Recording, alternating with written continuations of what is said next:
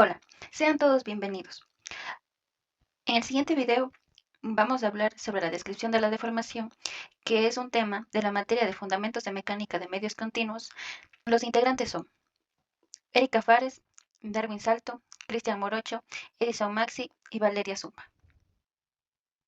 Variación de las distancias, estiramiento y alargamiento unitario. Vamos a considerar una partícula P en la configuración de referencia y otra partícula Q situada en el entorno diferencial de P. Las posiciones en la configuración actual vienen dadas por el punto del espacio P' y Q', de tal forma que la distancia entre ambas partículas en la configuración de referencia ds mayúscula, se transforma en ds minúscula en el instante actual. Entonces, el vector de x mayúscula muestra la dirección de PQ de estiramiento y está definido por un módulo de unidad de vector unitario. Entonces, podríamos definir al estiramiento como lambda t mayúscula si quiero referirme a la dirección en la configuración de referencia o lambda t minúscula si quiero referirme a la dirección de las mismas partículas en la configuración actual, dando esto la relación que existe entre el segmento P'Q' sobre el segmento PQ, que va a ser igual a ds minúscula sobre ds mayúscula. Para ver el rango en que se ven los estiramientos, vamos a imaginar que un cuerpo de estos tiene dos partículas y estas han sido comprimidas, es decir, que el diferencial de S minúscula es igual a cero. Y el otro límite es cuando esa distancia de S mayúscula se refiere a dos partículas que son cercanas la una de la otra en la configuración de referencia, pero que luego este se convierte en un diferencial de S mayúscula que es mucho más largo, por lo que el otro límite da más infinito. Entonces podríamos definir el alargamiento unitario como epsilon t mayúscula en la configuración de referencia y epsilon t minúscula en la configuración actual va a ser igual a ds minúscula menos ds mayúscula sobre ds. Relación del alargamiento unitario y del estiramiento. Esta relación viene dada por el épsilon encontrado anteriormente, que va a ser igual a ds minúscula menos ds mayúscula sobre ds mayúscula. De manera simplificada, nos queda que ds minúscula sobre ds mayúscula menos 1 va a ser igual a lambda menos 1, teniendo en cuenta que lambda es ds minúscula sobre ds mayúscula.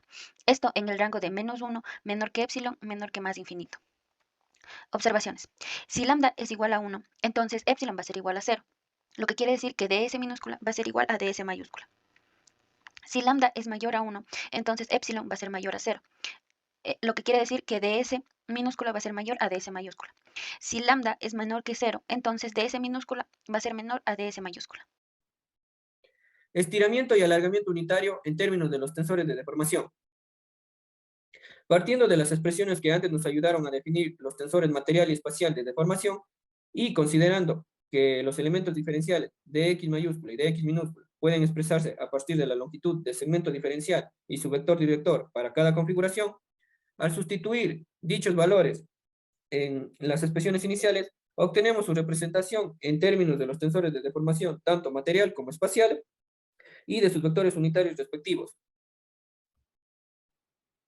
Ahora, al dividir para ds mayúscula al cuadrado la primera ecuación, obtenemos una expresión que involucra al estiramiento, y a partir de su relación con el alargamiento unitario, podemos hallar dos expresiones nuevas que nos permiten calcular estos valores a partir del tensor de deformación material según una dirección material.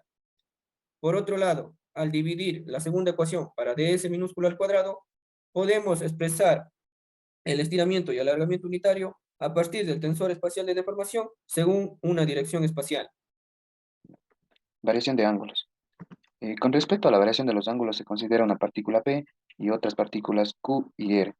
Estas partículas con sus respectivas primas para la representación espacial, pudiéndose identificar en el gráfico adjunto. Para esto, a partir de los conceptos necesarios, vamos a ver el tensor gradiente de la deformación aplicado a los vectores diferenciales. Además, la siguiente función, donde t representa los vectores unitarios que definen correspondientemente las direcciones. Y la definición de los correspondientes estiramientos que fueron revisados anteriormente. Una vez planteado el producto escalar de los vectores dx1 por dx2, tenemos que de ds1 por ds2 por coseno de θ, que es una proyección, donde ds1 es igual a la distancia P'Q' y ds2 es igual a la distancia P'R'.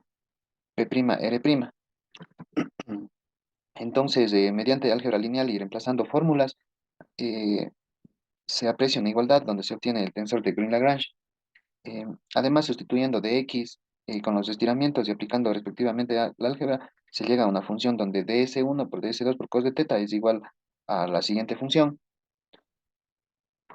Ya, de la función anterior se obtiene el coseno de teta en función del tensor unitario, del tensor de Green-Lagrange y además de en función de los estiramientos. Con esto, el coseno de teta, si reemplazamos los estiramientos con sus respectivas características, se obtiene el coseno en función del tensor unitario y del tensor de Green-Lagrange. Finalmente, los tensores materiales de deformación contienen información sobre las variaciones de los ángulos entre segmentos diferenciales. Tensor espacial de deformación. Aquí algo peculiar que debemos resaltar es que nuestra matriz está en función espacial y tenemos en su forma indicial. Tenemos aquí básicamente su diagonal, lo cual son hacemos una referencia a las componentes canónicas, pero en este caso serían las componentes de tensor canónico espacial, que estaría en función de sus derivadas de x en material, en espacial. Entonces tenemos nuestras funciones alfa.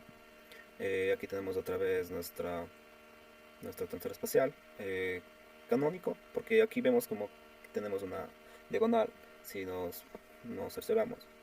Y la única diferencia aquí en esta función es que vamos a tener un -1.